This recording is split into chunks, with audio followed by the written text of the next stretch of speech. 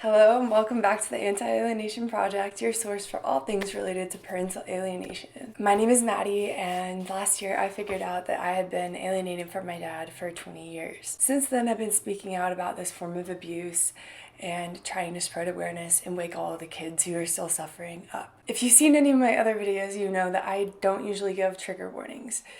But on today's video, I will just say that if you are struggling, if you're in a dark spot, maybe go ahead and skip it. Come back to it later. I have a feeling it'll be a pretty dark video. I am going to live react to this. I haven't seen this video yet, but it is about a girl, an alienated child, who was coerced and manipulated into helping her dad actually kill her mom. I think it might be interesting for people to see a formerly alienated child react to this terrible tragedy. Shout out to Chefanacia on Twitter who sent me this case and suggested that I give it a look. So here we go. Well, it goes without saying this is such a tragic case, a mother of three dead, so many questions surrounding her death. The reporter on this case who's learned a lot about it, Erin, joining me now to answer some questions about what did you learn when you were investigating about the relationship between the mother and her then 19-year-old daughter? Well, I think what she had been complaining for 5 years since the divorce with her husband was that her ex-husband, Lloyd Now, had actually alienated the three girls away from her. Oh wow, I didn't realize that the mother herself had claimed that she was being alienated. That brings a whole nother level to it. She was claiming it and obviously no one gave her the help that she needed. That's okay. So we're dealing with a full-blown alienation case right off the bat. And she had complained to the courts and filed all these court documents.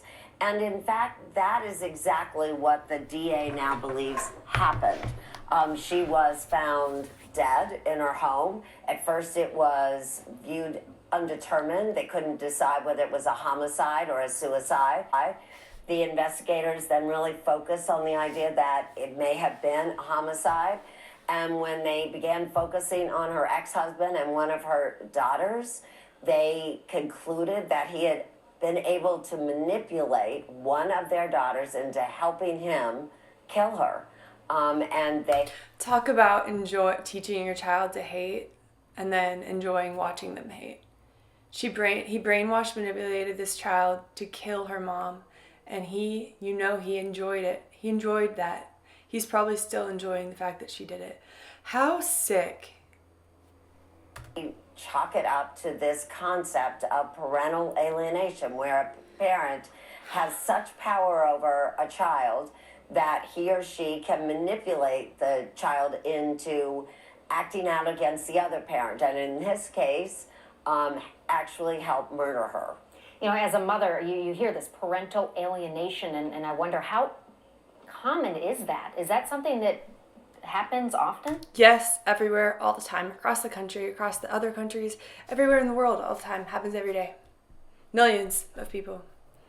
I heard 22 million people in the United States alone. So, yeah, very common. I know it's difficult for people to understand it if you haven't been through it, because it is really mind-blowing, but yeah, no, it happens all the time. All it takes is all it takes is someone with a personality disorder to get a divorce and be angry at their ex, which most of the time I think people with a personality disorder might really just be angry at their ex naturally. Well, maybe not to this extent, I would hope not, but right. It's far more common than we realize. The American Bar Association published a report a few years ago looking at 1,000 families that were involved in divorces that also involved child custody issues. And in 65% of those cases, the concept of parental alienation came up. One or both parents complained that that was an issue in the divorce. So it's far more common than I think we realize. And I think that's a problem, because I think judges just see it as a parent bad-mouthing the other, as opposed to what many psychologists say it is, which is real child abuse. It is child abuse. It is child abuse. And unfortunately, I think that right now, the long-lasting damage that it does to the child, their identity, their personality, their view of the world, their physical health, their emotional health, their progress in school, their beliefs about themselves, their beliefs about their parent, their relationships, their romantic relationships. This touches and spreads like a web throughout the child's life. And not only the child's life, the childhood, but their adolescence, their teenage years, their adulthood. It can last a lifetime. The damage cannot currently be quantified. It can't be qualified. This experience is not limited to me. And what is the cure for parental alienation? Well, it's unfortunate because there is a cure for parental alienation, but children are not currently really receiving that cure. The cure to parental alienation, I can tell you because I've received the cure. I've spoken with many other people who have received the cure. I've even talked to people who are in charge of reunification programs who have given the cure to their patients and have seen them thrive too. The cure is readily available, and the cure is for the child to realize the truth and be reconnected with their targeted parent. In a child that's under the age of 18, this would involve the child learning the truth and then a reversal of custody, the targeted parent receiving full custody. In adults, young adults, anyone above the age 18, this also involves learning the truth, reconnecting with the targeted parent, setting firm boundaries, whatever that individual needs with their alienator. That's the cure right there. Once these children figure out the truth or are told the truth and they reconnect with their targeted parent or their custody is reversed, what happens? They're not mentally ill anymore. They're not having stomach aches and headaches and all of these other physical symptoms. They're not having that anymore. Myself, I was diagnosed with anxiety and depression at the age of 9, which is when the alienation solidified for me. And I refused to see my dad, refused to talk to my dad, refused to go with my dad. It's not a coincidence that at the age of 9, that's when my headaches began, my stomach aches began. That's when I really began living in this misery. But after a year and a half of knowing the truth now and building back my relationship with my dad, all the professionals in my life that I've worked with for a really long time, they're like, you actually just have PTSD. You don't have depression. You don't have anxiety. My life is done a 180 for the better, and I'm finally able to heal and be the person that I was meant to be that person that I was before I was alienated. So that the cure is already there. It's just not available for a lot of reasons, but one of the big hangups is that people aren't allowed to talk about or say the term parental alienation. For example, therapists are not allowed to tell the child what they're going through, or not allowed to tell the parents what's going on in terms of parental alienation. Let's keep watching the video. Where is Lloyd now? Lloyd is in prison. He was, he took a plea, and he was sentenced to life without parole. So he is never getting out.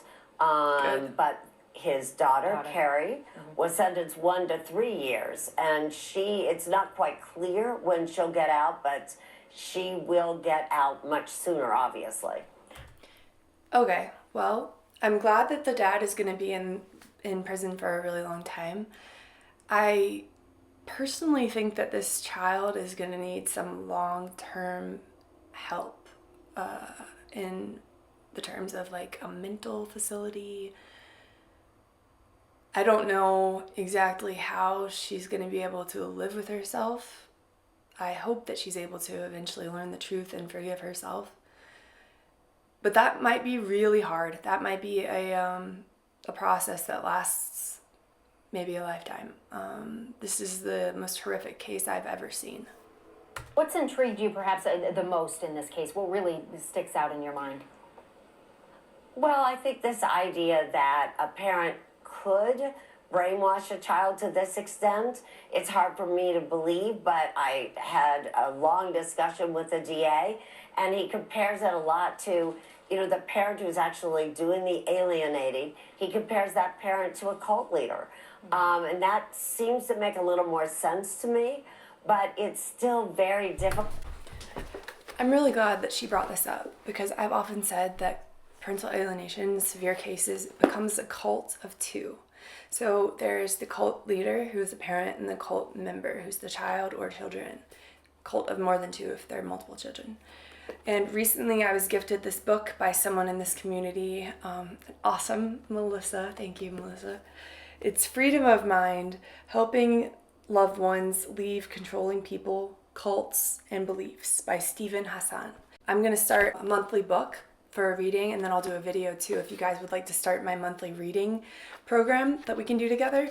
So this is the book that I am going to start. This is next month's book, actually. I'm scared is going to be really accurate. So Stephen Hassan is a former cult member who has been involved in educating the public about mind control. She mentioned cults, that's why I brought this up. I just was going to read this at the gym today. But I want to read something out of this book really quickly just to break it down for you. Dr. Hassan talks about certain behavioral patterns that define a destructive cult. Destructive cults are distinguished by the use of deception and extreme influence. So deception with parental alienation, check.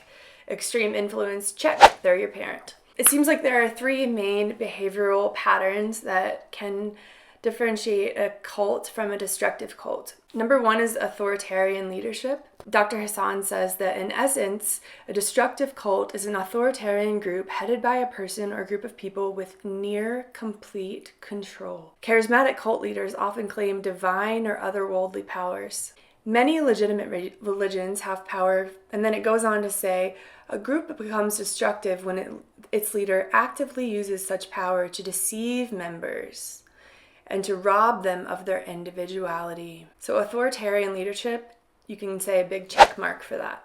The second factor is deception. In this case, the parent is manipulating the child to reject their other loving parent via deception. So yes, this applies. And then the third is destructive mind control. Dr. Hassan says that cult influence is designed to disrupt a person's authentic identity and replace it with a new identity. They immerse people in a tightly controlled, high-pressure social environment. Destructive cults gain control of members' behaviors, thoughts, and emotions. They limit their access to outside information. They literally take control of their minds.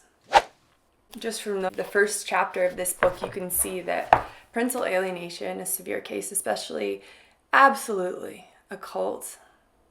Absolutely a destructive cult. Really excited to read this book. If you would like the link, I'll leave it in the video description. But let's finish watching this video.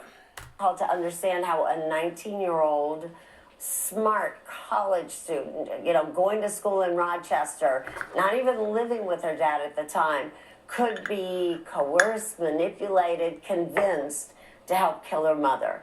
That really is intriguing to me. But I will say the district attorney and the family of the victim all really believe that that is exactly what happened. All right. Thank you so much for your insight into this case. We appreciate it. Thanks so much, Leah. So let's watch one more video in this case because that was pretty short. This is really sad. It's not unusual in hotly contested divorces for one parent to turn the children against another. There's even a name for it. It's called parental alienation. But can one parent's influence convince a child to help commit murder? And that's what an upstate New York district attorney thinks happened in the case that Erin Moriarty investigates for this week's 48 Hours. On August 28, 2017, police in upstate Corning, New York were called to the home of Michelle Nyrider. 911. Got something strange happening at a friend's house, and I'm concerned. Police found the 46-year-old mother of three hanging from a rope, an apparent suicide, but Police Chief Jeff Spaulding had doubts. Because you couldn't figure out how she got a mark here. No, I didn't like that. That was unsettling. It appeared as though somebody pulled back and down and caused that.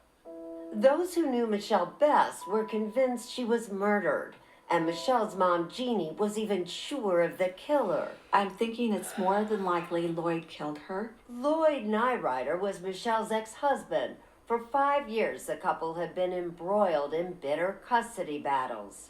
Michelle accused Lloyd of turning their daughters against her. Susan Betcha-Tomer was Michelle's attorney. There were 26 separate sets of filings post-divorce.